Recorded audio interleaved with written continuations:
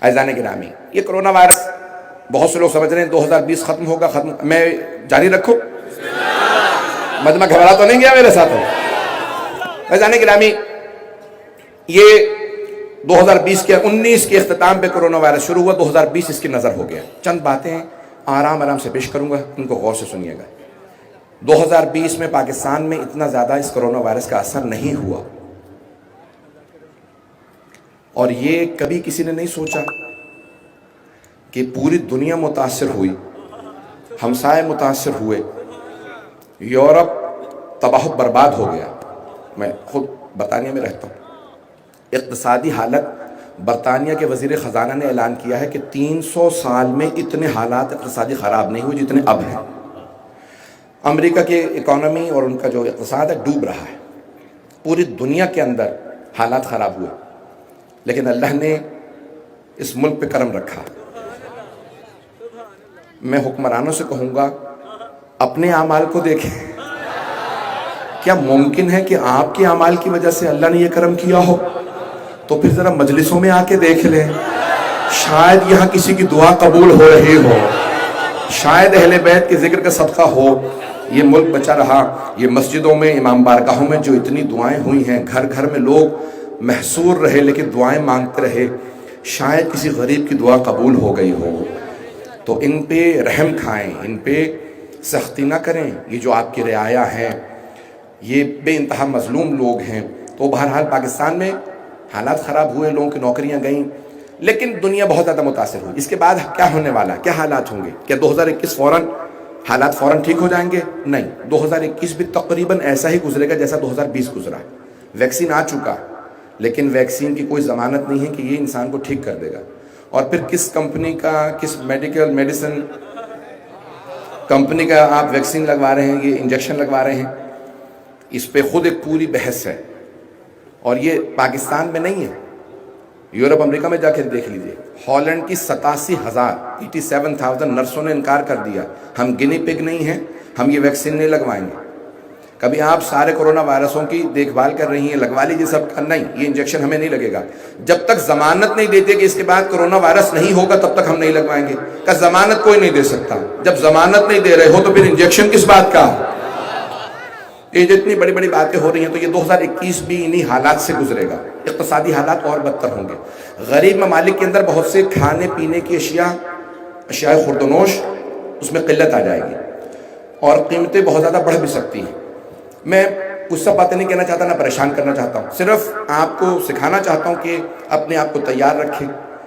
نجات کی صرف ایک کلید ہے، ایک کنجی ہے، ایک چابی ہے، وہ ہے وابستگی محمد و آل محمد سے۔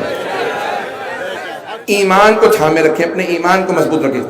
سنیں گے، برداشت کریں گے میں اور کچھ بیان کروں؟ میں تھوڑا وقت لوں گا، آج بی بی سے متعلق مجھے پیش کرنا ہے۔ تو عزیزان گرامی، ابھی حالات اقتصادی، پھر اس کے بعد یہ سب کچھ لایا گیا ہے ایک نیا دنیا کے اندر نظام لانے کے لیے، سیاسی نیا نظام آئے گا دنیا میں اس کے بعد۔ اب وہ کب آتا ہے؟ اور نئی دنیا نہیں بنے گی، جو 20 30 سال 40 50 سال بعد ہونے والا تھا وہ آئندہ 5 سے 10 سال میں سب کچھ ہو جائے گا۔ یعنی جو دنیا میں اقتصادی تبدیلیاں آنے والی تھی، اکنامیکل چینجز، پولیٹیکل تبدیلیاں، جو دنیا میں سیاسی تبدیلیاں آنے والی تھی کہ آئندہ چین دنیا کے اقتصاد کا فیصلہ کرے گا، یہ سب کچھ ویسا ہی ہوگا جیسا پہلا ہونے والا تھا۔ پہلے 20 30 سال لگتے ہیں، 5 سے 10 سال میں سب کچھ ہو جائے گا۔ مجھے پوری طرح سے احساس ہے کہ سب لوگ خاموشی سے مجھے بہت غور سے سن رہے ہیں۔ ایک پوری سیاسی اقتصاد کے لحاظ سے اکنامیکلی بہت بڑی بڑی تبدیلیاں آئیں گی۔ میں کوئی لیکچر نہیں دے رہا ہوں، کبھی کوئی سیمینار موقع ملا تو پیش کروں گا۔ یہ نوٹ، کرنسی، سکے ختم ہو جائیں گے، کرپٹو کرنسی یا خود ڈیجیٹل کرنسی یا الیکٹرانک کرنسی آ جائے گی۔ پوری دنیا میں ایک ہی کرنسی ہوگی، اور وہ آئندہ چین رن کرے گا، چائنا کے ہاتھ میں اس کا اقتصادی ہو۔ کوئی بات نہیں، کسی کو بھی چلنے دیں، ٹیلی فون کا کوئی مسئلہ نہیں ہے، یہ صرف اس میں بھی خاص کلپ بن رہا ہے۔ اگر بند کرنے کے لیے کہتے ہیں انتظامیہ کے ساتھ کوآپریٹ کیجیے گا، بہت سے کیمرے لگے ہیں، کوئی مسئلہ نہیں ہے، مجھے سنتے رہیے گا۔ توجہ ہے میرے ساتھ؟ میں جاری رکھوں، بولتا رہوں اس موضوع کو۔ ایسا گرامی نئی کرنسیاں آئیں گی, یہ سب نوٹ وغیرہ ختم ہو جائیں گے, ایک کرنسی رائج ہوگی دنیا بھر کے اندر. آئندہ 5 سے 10 سال میں سب کچھ ہو جائے گا. 5 سے 10 سال میں یہ سب نئی کرنسیاں لے آئیں گے. چین ان کا, چائنا فیصلہ کرے گا.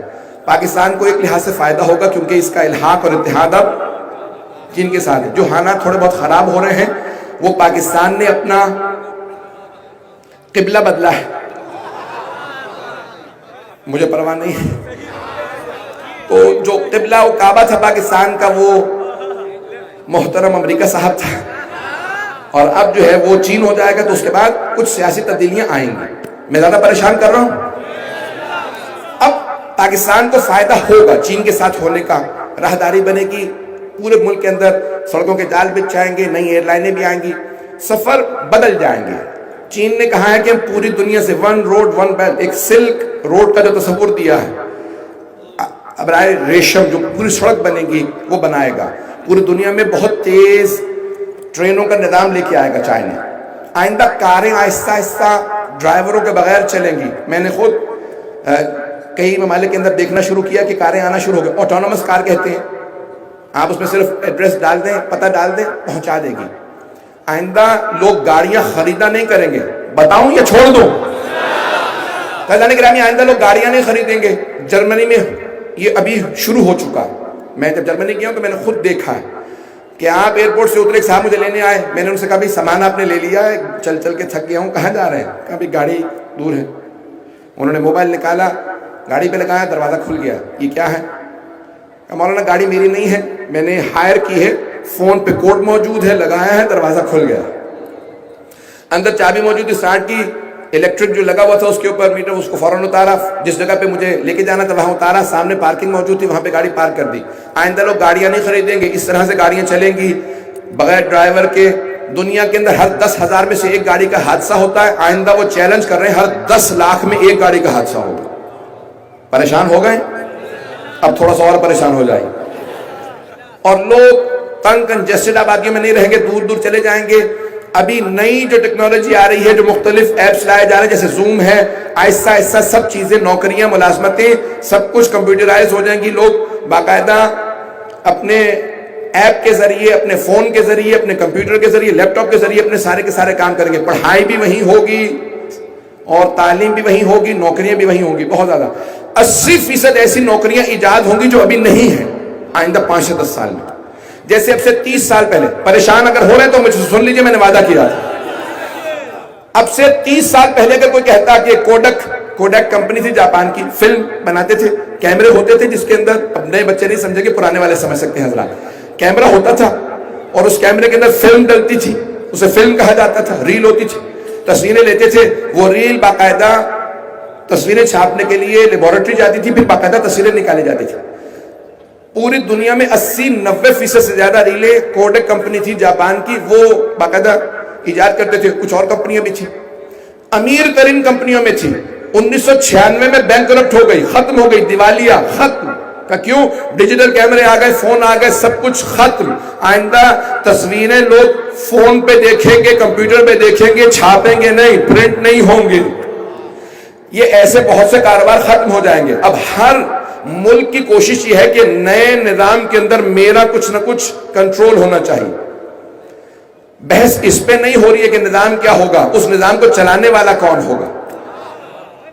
اب تک لوگ کہتے رہے بھئی ایک دنیا کے اندر خدا ہے, اس خدا کا نام امریکہ ہے. تو امریکہ اپنے آپ کو خدا مانتا تھا. یہ جملے پیش کر رہا ہوں, میں کبھی سیاسی گفتگو نہیں کرتا. آپ کہیں گے ایک ہی دفعہ میں اتنی کر دی ہے کہ پابندیاں صحیح لگی ہیں. تو عزیزان گرامی, پرانے زمانے میں تھے نمرود, فرعون, وہ کہتے تھے انا ربکم الاعلی. قرآن اٹھا کے دیکھیے, اپنی زبان سے کہتے تھے انا رب, میں تمہارا رب ہوں, پالنے والا ہوں. اب کہتے نہیں ہیں لیکن حرکتیں وہی ہیں جو فرعون کی تھی. ہمیں نہیں مانو گے تو ڈرون سے حملہ کریں گے, ایٹم بم کی دھمکی دیں گے, نہ جانے کیا کچھ ہوگا. اب یہ سارا ایک نیا اقتصادی نظام آ رہا ہے دنیا کے اندر, سب چیزیں تبدیل ہو جائیں گی. بس میں اسی پہ اکتفا کروں گا, شاید میں نے بہت زیادہ پریشان کیا. ان تمام چیزوں کے اندر امریکہ میں جو امیر ترین لوگ ہیں, ایک آدھ کا نام لینا میرے لیے شاید مناسب نہ ہو کیونکہ میرے پہ کافی پابندیاں سب کبھی کئی ممالک میں ویزوں پہ ہیں. دنیا کے امیر ترین آدمیوں سے ایک آدمی ہے جس کے بہت بڑی بڑی کمپنیاں. پچھلے 20 سال سے وہ اور اس جیسے لوگ بحث کر رہے ہیں کہ دنیا کی آبادی کبھی بھی 7 ارب سے زیادہ نہیں ہوئی. دنیا کی ہمیشہ آبادی بڑھتی رہی ہے اور پھر کم ہوتی رہی. بڑھتی تھی، جنگیں ہوتی، وبائیں پھیلتی. وبائیں ہر 50 60 70 80 100 سال بعد وبائیں آتی رہی ہیں دنیا میں. اور طاعون کتنی دفعہ آیا ہے گزشتہ 500 سال میں، یورپ میں، امریکہ، ایشیا، افریقہ میں، امریکہ میں، کہ لوگ مر گئے. میزلز آئے، نہ جانے کون کون سی بیماریاں کہ لوگ ان سے مرے. سنیں گے؟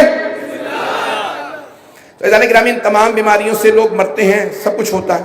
تو اب وہاں ایک امریکہ میں بحثیں چل رہی تھی. میں 1998 سے 1998 سے میں امریکہ مسلسل جا رہا ہوں مجالس کے لیے. تو علمی حلقوں میں بحث وہاں پہ چلتی تھی کہ دنیا کی آبادی بہت زیادہ بڑھ گئی ہے، ہمیں دنیا کی 70% آبادی کم کرنے کی ضرورت ہے کیونکہ زمین پہ وسائل نہیں. تو وہاں پہ جو خدا کو نہیں نہ مانتا، وہ نہ اسے رزاق مانتا ہے، نہ اسے کریم مانتا ہے، نہ اسے ستار مانتا ہے. تو اللہ عطا کرنے والا ہے. میں نے زحمت کو تمام کیا، میں جناب سیدہ سے متعلق چند جملے پیش کروں. تو یہ تمام وہ چیزیں کہتے تھے 70% آبادی کم کرو. آبادی کم کرنے کے طریقے کیا ہیں؟ جنگیں، وبائیں اور بہت سی چیزیں جو ممبر کے لائق نہیں ہے کہ ان کو یہاں سے بیان کیا جائے. کہ دنیا میں لوگ شادیاں نہ کریں تاکہ اولادیں نہ ہوں، اور بہت سی اخلاقی بیماریاں جو دنیا میں رائج کی گئیں تاکہ دنیا کی آبادی کو قابو کیا جائے. آبادی زیادہ کہاں پڑ رہی ہے؟ ایشیا کے کچھ ممالک میں اور افریقہ میں. تو ان ملکوں میں زیادہ بیماریاں ہونی چاہیے. بیماریوں کے علاوہ ان کے اقتصاد کو خراب کرنا چاہیے، حکمرانوں کو خریدنا چاہیے کہ ان کو تعلیم نہ دیں. یہ اتنے کمزور ہوں کہ جو ہم جو کہتے ہیں وہ مانیں. ان کو اتنا کمزور کر دیں. اگر امریکہ کے اندر گندم کی کاشت زیادہ ہو جائے تو افریقہ کے لوگ بھیک مانگتے رہیں کہ گندم زیادہ ہو گئی ہے. یہ 4000 ٹن 4 لاکھ ٹن گندم جو زیادہ ہوئی ہے ہمیں دے دو، ہم بھوکے ہیں. تو کہا نہیں، گندم کی قیمت کم ہو جائے گی، سمندر میں ڈال دو، کھلائیں گے نہیں. یہ جتنا دودھ یا پنیر زیادہ ہوا سب سمندر میں، بحر اوقیانوس میں گرا دیا جائے، لیکن ہم قیمتوں کو اپنے قابو میں رکھیں گے. میں نے آج سب کچھ کہہ دیا. عزیزان گرامی، جب جناب امیر نے کہا ہے کہ حق کو لوگوں تک پہنچانا ہم پہ لازم و ضروری ہے،